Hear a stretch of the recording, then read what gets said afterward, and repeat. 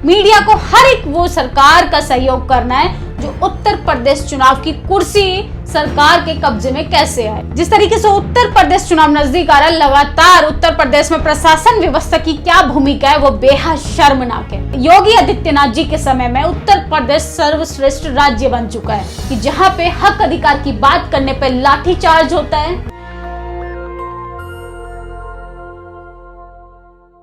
नमस्कार, मैं निधि रतन, आप देख रहे हैं नेशनल दस्तक। जिस तरीके से उत्तर प्रदेश चुनाव का समय नजदीक आ रहा है, उस उत्तर प्रदेश चुनाव की तैयारी में हमारी मीडिया, भारतीय जनता पार्टी और उसके कार्यकर्ता इतनी जोर और इतनी लगन निष्ठा से लगे हैं कि जैसे वो मुद्दा खोज रहे हैं उत्तर प्रदेश में दंगे कराने का। चाहे वो दंगा धार्मिक हो, चाहे वो जातीय दंगा हो, चाहे वो किसी भी प्रकार का दंगा हो, चाहे महिलाओं का शोषण हो, चाहे रोजगार को लेके विद्यार्थियों पे लाठीचार्ज हो। जी हाँ, आज तक दिखा रहा है कि एजेंडा आज तक उत्तर प्रदेश चुनाव को लेके वो अलग अलग पार्टी के एक्टिविस्ट और नेताओं को बुलाते हैं, लेकिन उनका जो डिबेट शो होता है वो सिर्फ एक एजेंडे पर चलता है, एक विचारधारा को प्रभावित करता है और एक ही विचारधारा को प्रमोट करता है। वो बाकी पार्टी के लोगों को तो सिर्फ बेइज्जत करने के लिए बुलाते हैं। उस आज तक के एजेंडे में सिर्फ बाकी बातें होंगी, मंदिर होगा, मंदिर का किस्सा होगा, वो तमाम बातें होंगी जिससे उत्तर प्रदेश चुनाव में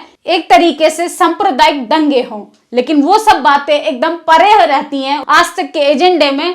जो शिक्षा से जुड़ा हो, जो स्वास्थ्य से जुड़ा हो, जो सरकार की नाकामियों को सामने रखता हो वो नहीं दिखाएंगे। जो रोजगार की बात करता हो, भ्रष्टाचार की बात करता हो, लेकिन इस पे हमारी मीडिया नहीं बात करेगी। मीडिया को मंदिर का किस्सा उठाना है, मीडिया को हर एक वो सरकार का सहयोग करना है जो उत्तर प्रदेश चुनाव की कुर्सी सरकार के कब्जे में कैसे आए। वो विपक्ष की बुराइयां करेगी। विपक्ष में रहते हुए जब भारतीय जनता पार्टी के लोग विपक्ष में थे तब सरकार की बुराइयां करते थे, आज वो खुद ही सरकार में तो तब भी विपक्ष को दोषी ठहराते हैं। जिस तरीके से उत्तर प्रदेश चुनाव नजदीक आ रहा है, लगातार उत्तर प्रदेश में प्रशासन व्यवस्था की क्या भूमिका है वो बेहद शर्मनाक है। हम लगातार ट्विटर, सोशल मीडिया पे बातें तो लिखते हैं, लेकिन उन बातों से क्या वाकई में असर होता नजर आ रहा है। जिस तरीके से लखनऊ में 69,000 भर्ती को लेकर शिक्षकों पे लाठीचार्ज किया गया वो बेहद शर्मनाक है। एक तरफ तो योगी आदित्यनाथ कहते हैं कि हमने 4 लाख से ज्यादा नौकरियां और युवाओं को रोजगार दिया। आखिर युवाओं को रोजगार दिया तो फिर ये लाठीचार्ज क्यों? आखिर रोजगारी तो मांग रहा है युवा, तो उस पर लाठीचार्ज प्रशासन व्यवस्था के द्वारा क्यों करवाया जा रहा है? और सहारनपुर रैली के भाषण के दौरान हमारे गृह मंत्री अमित शाह जी कहते हैं कि योगी आदित्यनाथ जी के समय में उत्तर प्रदेश सर्वश्रेष्ठ राज्य बन चुका है। क्या यही वो सर्वश्रेष्ठ राज्य है कि जहां पे हक अधिकार की बात करने पे लाठीचार्ज होता है? ये वही सर्वश्रेष्ठ राज्य है जहां पे महिला, किसी पार्टी की महिला चुनाव के लिए पर्चा भरने जाती है, उसकी सरेआम साड़ी खोली जाती है। वही उत्तर प्रदेश सर्वश्रेष्ठ राज्य है।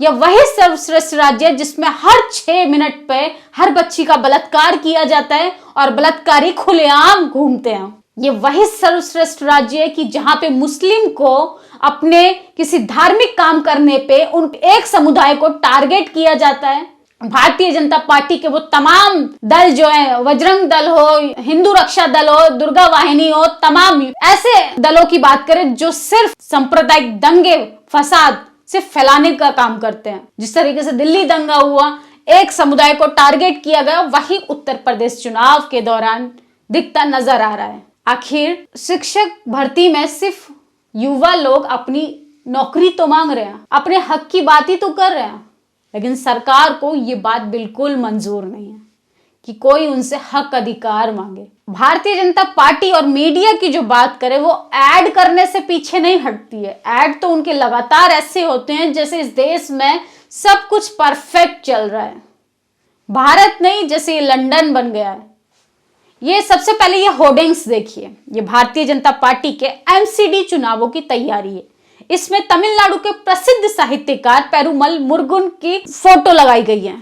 हालांकि लुक से सादा कुर्ता पहने हुए हैं, टीचर से ये झुग्गी वाले जरूर लगते हैं, लेकिन शायद झुग्गी वालों को असल जिंदगी में भारतीय जनता पार्टी नहीं पहचान पाई। वो शायद ऐड करने में इतनी व्यस्त हो गई कि वो बिना सोचे समझे किसी भी व्यक्ति का फोटो अपने पोस्टर पे लगा देती है। वो कब बाकी चीजों की चोरी करते करते पोस्टर पे फोटो चोरी करने लग गई, ये समझ नहीं आता। हालांकि एक बार भारतीय जनता पार्टी ने एक बार ऐसा फिर किया था जब किसान आंदोलन चल रहा था, और किसान आंदोलन के दौरान हरप्रीत सिंह जो कि एक सिंगर हैं और भारतीय जनता पार्टी की होर्डिंग्स पर आप देख सकते हैं कि उन्होंने एक मुस्कुराता हुआ किसान के रूप में उनकी फोटो लगा दी। ये भारतीय जनता पार्टी का एजेंडा है। आज तक ये तो दिखाएगा कि एजेंडा आज तक में आप क्या किया। डिबेट शो के दौरान वो ऐसे टॉपिक रखेंगे कि दुनिया को लगेगा कि परफेक्ट चल रहा है देश में, लेकिन हमें आज तक के एजेंडे से कोई मतलब नहीं है। हमें बात करनी पड़ेगी कि भारतीय जनता पार्टी का असल एजेंडा क्या है।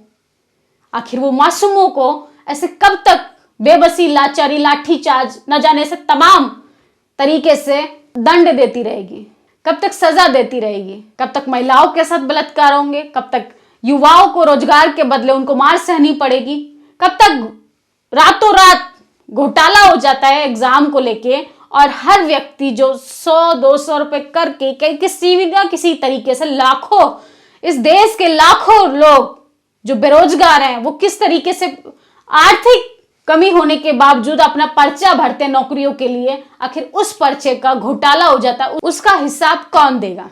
हमारे गृह मंत्री, हमारे प्रधानमंत्री और यूपी के मुख्यमंत्री योगी आदित्यनाथ तो कह देंगे कि हमने तो महिलाओं को इतना रोजगार दिया, हमने युवाओं के लिए इतना सब कुछ किया, आखिर उसका रिजल्ट भी तो दिखना चाहिए ना। हमें तो कहीं नजर नहीं आता, ना रोजगार, ना युवा सुरक्षित, ना महिलाएं सुरक्षित।